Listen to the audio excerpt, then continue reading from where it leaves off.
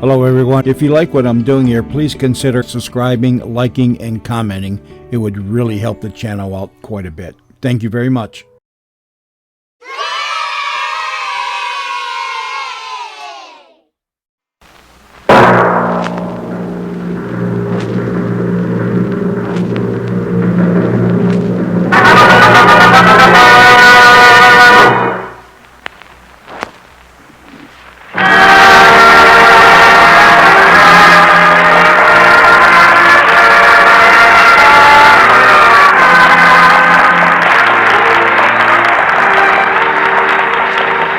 Greetings from Hollywood, ladies and gentlemen, and welcome once more to our Hollywood Theater of Stars. This is C.P. McGregor acting as your host to another great show with a great star and a great cast. Benjamin Franklin, in his Poor Richard's Almanac, stated an unequivocal truth. A penny saved is a penny earned. Such is the basis of our story today, starring Martha O'Driscoll, only with a slight twist. We'll raise the curtain on the first act of A Penny Saved in just a moment. But first, here's a word from our announcer.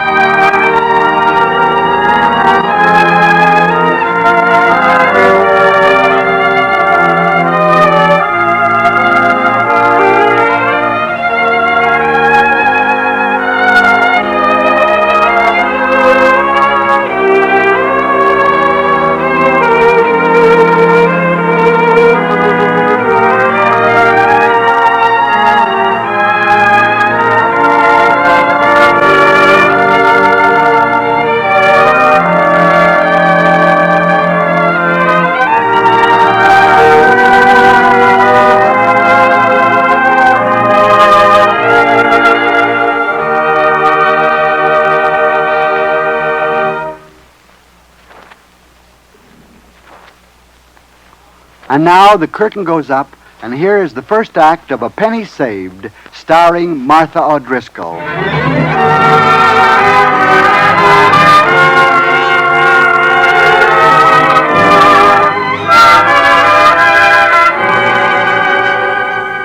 Penelope Brown has blue eyes and an amazing dimple. Her uncle, Bearcat Brown, has one of the softest seats on the stock exchange. So you would think that all Penelope had to do was sit on a cushion and eat strawberries and cream, wouldn't you? Oh, no, not Penelope. She wants to be a career woman. And as our story opens, we find our heroine bearding Uncle Bearcat in his den. Oh, but you've got to listen, Uncle Pete. You may as well make up your mind to it. I'm going to see that you get some returns on your investment. What investment? What are you talking about? Raising me in the manner to which I was unaccustomed. You know, Unc, you may not realize it, but I've turned out to be quite a luxury. Well, I guess I can afford it. Oh, but I can't. I mean, it isn't fair to you to make me give you a sense of importance when I want to give myself a sense of importance. Do I make myself clear? Mm-hmm. Like mud. Why do you think I majored in economics and finance? I mean, to go into the stock market, of course. To go into the stock market? Very funny. But I'm not in a joking mood. Well, neither am I. Look. I've got a definite flair for finance. After all, that's natural, isn't it? I'm Penny Brown, niece of Bearcat Brown, the shrewdest broker on the exchange. Flattery isn't going to get you anywhere. The argument's closed. Come on now, you can drive me home anyway. I haven't got the car, and I won't budge until we get this thing settled. Well, you seem to have inherited the Brown stubbornness. And the brown head, too. Oh, while the other kids were reading Mother Goose, I was cutting my teeth on the Wall Street Journal. I haven't watched you for 15 years for nothing. I suppose you'd like to be a customer's man. That's it, Unc. Now you're talking. I worked hard at college, studied world affairs and all that. Besides, I've got my feminine intuition. Please, Unc, put me in one of your offices and let me prove it. Kitten, I am trying hard not to lose my temper. Did you ever hear of a customer's woman? A fine thing for my niece. Well, there's got to be a first time for everything. Oh, I admit investment counsel sounds much better. So I'll give on that point, but now in one of your smaller offices... No, definitely and absolutely no. You can't come near the market, and that's final. Maybe it's final for you, Unc. But I bet one of your competitors will be glad to hire me. Maybe Mr. Wilkins. Penny Brown, if you try any monkey shines, if you don't leave the market strictly alone now and forever, I'll cut off your allowance. And what's more, you don't come into your grandmother's money until you're 21. That's fine. And then if I succeed without your help, maybe you'll employ me yourself, Hunk. I'll never employ you. Never. Oh, look, Penny. Don't you want to get married and settle down? I thought you and Gordon were hitting it off pretty well. That stuffed shirt. The day I marry him, cows will fly. Now, I might even consider some poor young man, one whose fortune I can make with my financial advice. Huh? Say, Unc, that's the solution to my idea. Oh, if I could take some poor man off the street and make him rich and say, 6 months, will you give me a job? No, definitely and absolutely no. I'm glad you're open to conviction. Goodbye, Unc. I've got to get my man. Penny Brown, now you come back here. I won't have you picking up strange men. Oh, Unc, from an expert, that's an awfully old tip.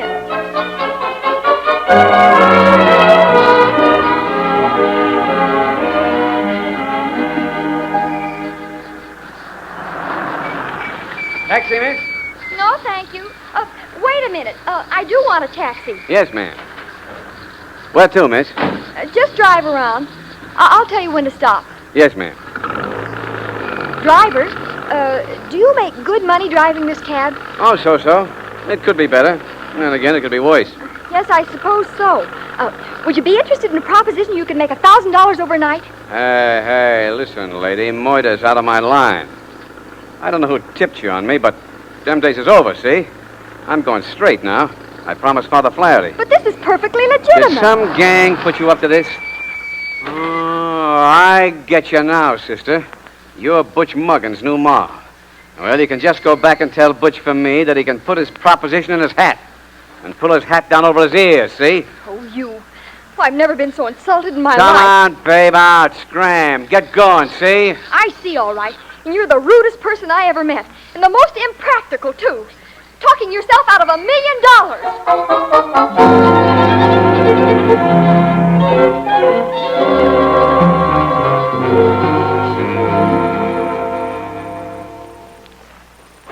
Hey, lady, look out for those apples. Oh, For goodness sake. oh, I'm sorry. Here, I'll help you. No, that's all right. No damage done. Except, darn it, I've got to add these figures up all over again. Let me see. 29 and 7 is 36, and 9, 36. Here, I'll do it. 36, 45, 54. There. Well, imagine having such workable machinery under that gorgeous red hair.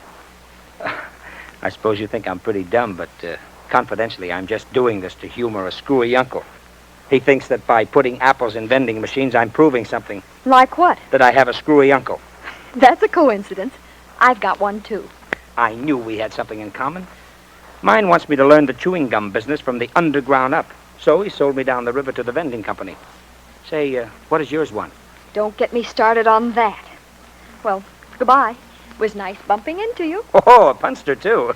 Say, look, don't you think you might tell me your name? You know, in case I want to add something up again sometime. Well, that's fair. My name's Penelope Brown. Swell. And I'm Jimmy Jenkins. Name for the chewing gum king. For all the good it's doing me. Say, look. Suppose I knock off and we tear our uncles apart over a chocolate soda, huh? Can you play hooky? Oh, you'll be surprised how good I am at it. Well, when I was in college, You were. Oh, sure. I'm a college man. How do you think I got this beautiful job? Of course, I'm going to work up. From apples to peanuts to cigarettes to chewing gum. And then, oh, happy day. When they put vending machines on penthouses, I'll be on top. Say, maybe you're the man I'm looking for. Oh, really? That's funny. I feel the same way about you. No. This is a business proposition. Strictly business. If another man misunderstands me, I'm licked. Ah, only another cad would misunderstand you. You're lovely. Thanks. Will you behave if I have a soda with you? Lady, you're safe with me. You know, I also work with the Traveler's Aid as a sideline. We meet all boats, planes, and subway locals.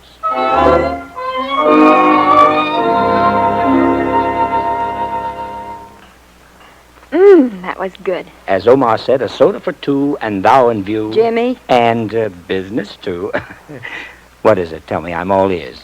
I'm almost afraid to tell you. I didn't do so well with my other prospects. Well, why not, if you wanted to make them rich? How did you know? Oh, I'm bright sometimes. You know, I've pinned the tail on the donkey more times than anybody. Well, you pinned it on right this time. You see, well, I'm trying to prove to Unc that I can be a stockbroker. Penelope, with eyes like yours, the only thing you'll break is hearts. Oh, so you joined the Foreign Legion. Oh, sit down. I'll be good. Cross my heart, see? Now, tell me, when can I expect to make my first $1,000,000? You mean you'll do it? You'll be my guinea pig? Well, I may have to change the way I part my hair, but for you, honey, tell me, what do I have to do? Just play the market according to my advice. Oh, but you'll have to give up your job. That would be a pleasure. If I can show my uncle that I can get along without him, You can, Jimmy. You get 10% of all the profits, if there are profits, and there will be. Well, look, where do we get the money to start with? Well, I have $500 in the bank, and I'll pawn my fur coat. I'll introduce you at Unc's offices, and you'll have an account in your name. What happens if I run off with the money? Oh, well, you've got an honest face, and I'll just have to take a chance. When I run the account up to where I want it, why, you'll just get a statement showing all transactions, and I'll bring you and the statement to Unc. Exhibit A, huh? Exhibit A. I'm going to rent an office to show Unc that I mean business. It'll be awfully expensive, Well, but... say, why not come over to my boarding house to cut expenses? Mrs. Gregory is Scotch, and a finer lassie you never saw on the heather. She's got a vacant room, and it's close enough so that you'll be in a position to watch your investment. Well, I suppose it'd be all right. Well, look, if you're worrying about any interference from your junior partner in crime... Of course not. I think it's a marvelous idea. Thanks for mentioning it. I'm completely unselfish. And, Jimmy, it's my future I'm investing in, so don't run off, will you? Penny, my very pretty Penny, you have about as much chance of losing me as you have of losing that very kissable dimple. Keep your mind on your work, Mr. Jenkins. This is strictly business.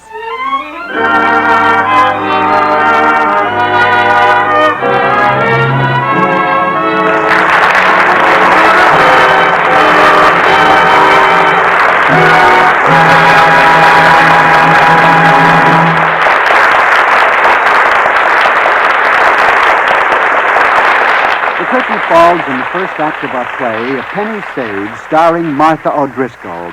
In just a moment, we'll hear Act Two. But first, these important words from your announcer.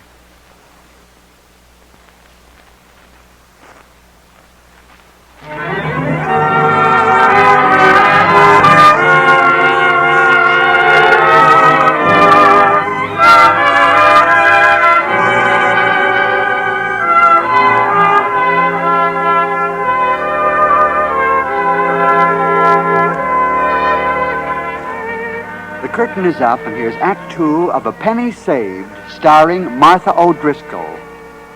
So Penny has, as her uncle terms it, picked up a strange young man and gone into the brokerage business on her own. That the strange man is extremely personable seems not to affect our pretty career woman in the slightest. At least, not to date. She's all out to prove to Uncle Bearcat Brown that there is a place for the female of the species in the realm of high finance. Railroads ought to be good now, Jimmy. Okay, honey. Hello, Smiley. Jimmy Jenkins. Buy 300 shares of Great Southern at 1 1/4 and sell at 2. Right. Bye. Oh, look, Penny, I've been phoning Smiley all day long, and I'm tired of business. What do you say? Let's go to the Madrid and dance tonight, huh? No, we've got reams of financial statements to study. But gosh, darling, we've got to play once in a while. The market is the only thing we can play just now. But, Penny, you've doubled your money. It's not working fast enough. Now, I think this candy company looks Very sweet, yes, I know. But you look sweeter, honey. That man's here again. Oh, Penny, if you don't let me spend some of my commissions on you, I'll do something desperate.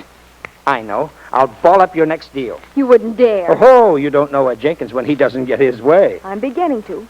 Jimmy, on the day your account reads 10,000, you can take me out in style. But until then, the answer's no. Definitely and positively no.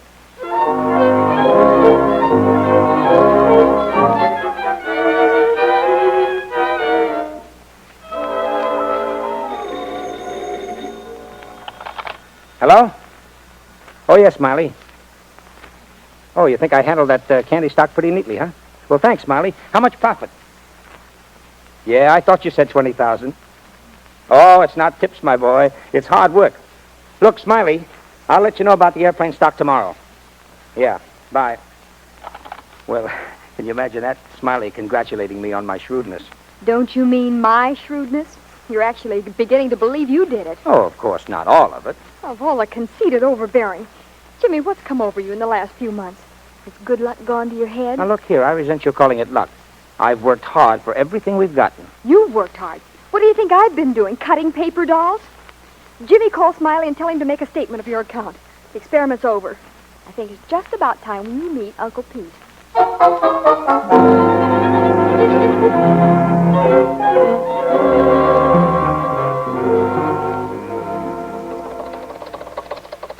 Well, Penny, I'm honored by this visit.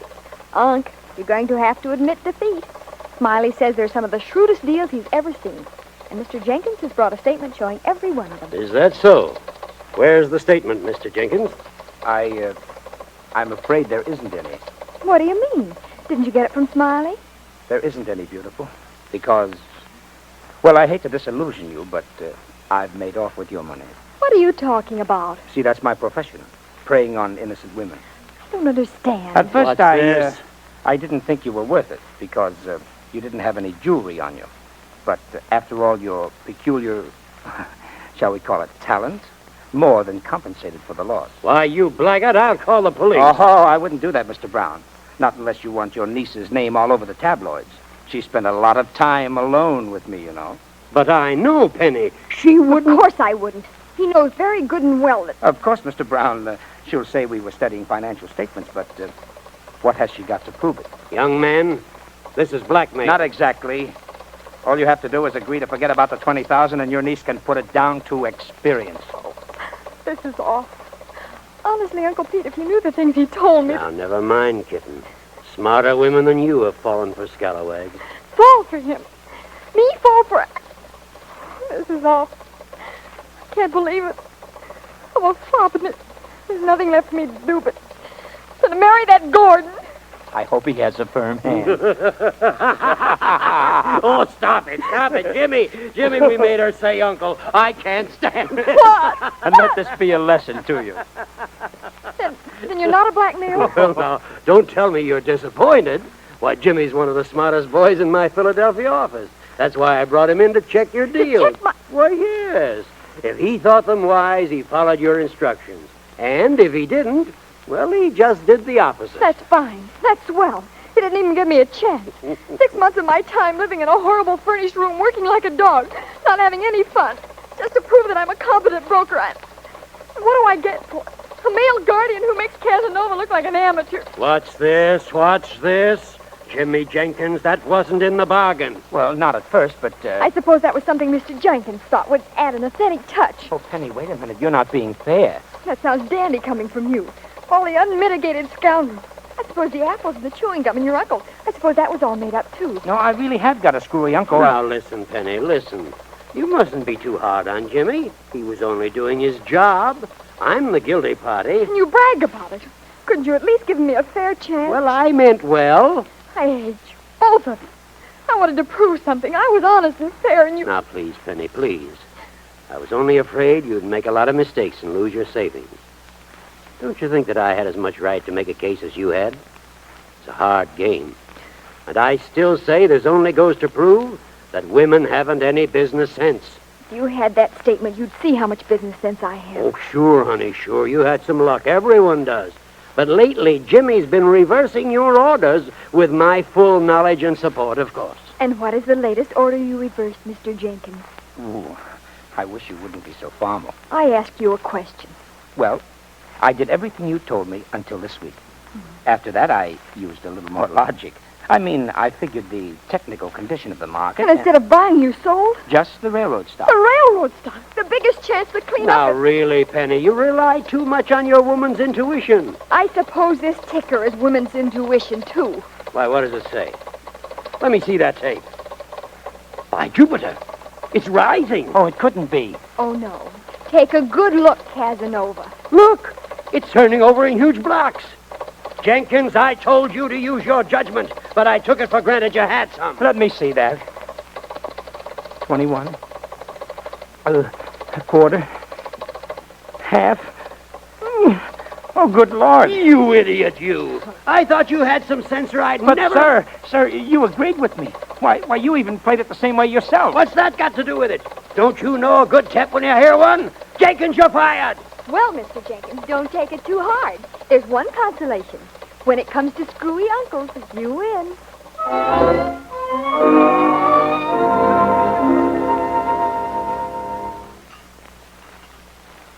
Aren't you going to eat your breakfast, honey? I'm not hungry. Look, Penny, I made a mistake, but there's no use crying over spilt milk. How was I to know you'd fall in love with him? I'm not in love with him. Please don't mention that man to me ever again. All right. And I guess that you wouldn't be interested in this letter from him? No, Letter? But how do you know it's from him? Names on the outside? Well, I don't care in the very slightest. But Why, something fell out. a check. A check? Yes. Dear Penny, I thought you might like to know that while your uncle wouldn't let me follow your advice with your money, I did follow it with my commission, just to prove I had faith in you. Why, that young puppy, So I am able to make up for the loss I caused you. Oh, Unc, look at this. Well, stop shaking and let me see it. P.S. I've taken the chewing gum job. Subway hours from 9 to 10. I have $1,000 in the bank that you can invest for me. Penny, you said something about wanting a poor man. But before you decide, there's a place for you in my office if you want it. Unc, oh, you're wonderful. Goodbye, darling. Hey, where are you going? To the subway. I'll never find a better client.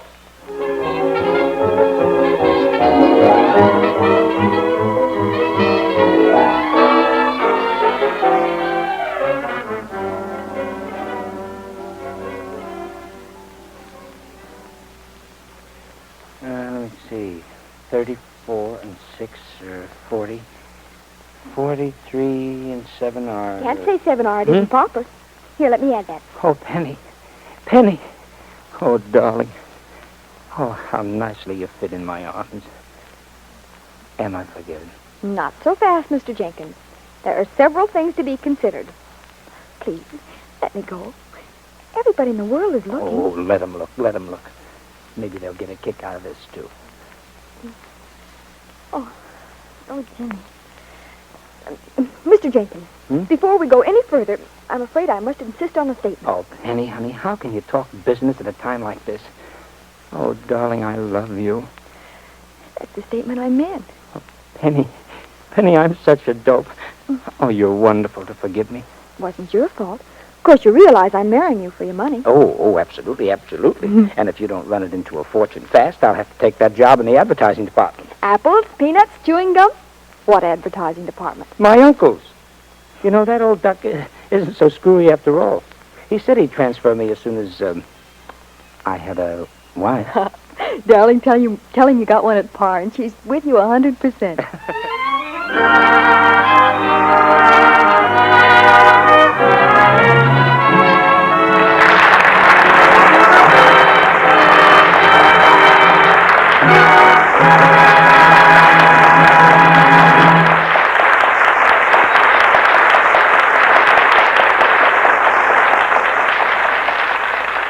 And so the curtain rings down on the final act of our play, A Penny Saved, starring Martha O'Driscoll. In just a moment, I'll return to the stage with our star, but first, these words from your announcer.